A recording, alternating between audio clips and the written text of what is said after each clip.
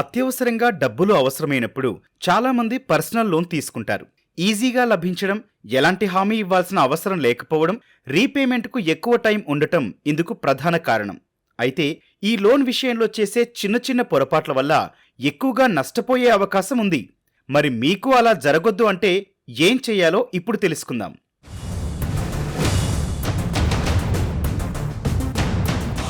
చాలా మంది అవసరానికి మించి లోన్ తీసుకుంటుంటారు. ముఖ్యంగా ఎలిజిబిలిటీ ఉందనో ఇంకేదైనా కారణం వల్లనో ఎక్కువ లోన్ తీసుకొని ఇబ్బంది పడుతుంటారు. కానీ మీకు ఎంత అవసరం, ప్రతి నెల మీ ఆదాయంలో ఖర్చులు అన్నీ పోను ఎంత మిగులుతుంది అనే విషయాలను లెక్కలోకి తీసుకొని మాత్రమే లోన్ మొత్తాన్ని ఎంచుకోవాలి. ఇలా చేస్తే భవిష్యత్తులో అప్పుల ఊబిలో పడకుండా ఉంటారు.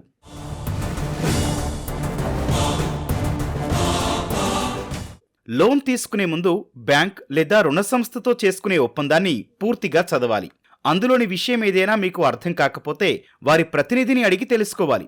లోన్ డాక్యుమెంట్లో ప్రాసెసింగ్ ఫీజులు, ఫోర్క్లోజర్ ఛార్జీలు, వడ్డీ రేట్లు, ఫైన్లు సహా అన్ని వివరాలు ఉంటాయి. అందుకే లోన్ అగ్రిమెంట్పై సైన్ చేసే ముందే నిబంధనలు, షరతులను జాగ్రత్తగా చదవాలి.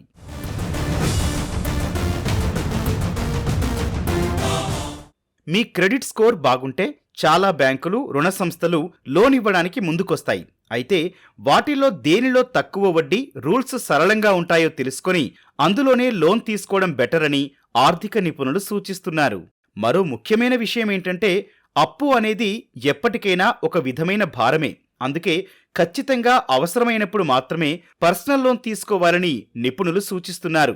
ఖరీదైన గాడ్జెట్స్, లగ్జరీ కారు కొనాలనుకునే కోరికతో పర్సనల్ లోన్ తీసుకుని ఆర్థిక ఉచ్చులో పడొద్దని హెచ్చరిస్తున్నారు. స్టాక్స్, మ్యూచువల్ ఫండ్లలో ఇన్వెస్ట్ చేయడానికి కూడా లోన్లు తీసుకోవడం సరైన పద్ధతి కాదని చెబుతున్నారు.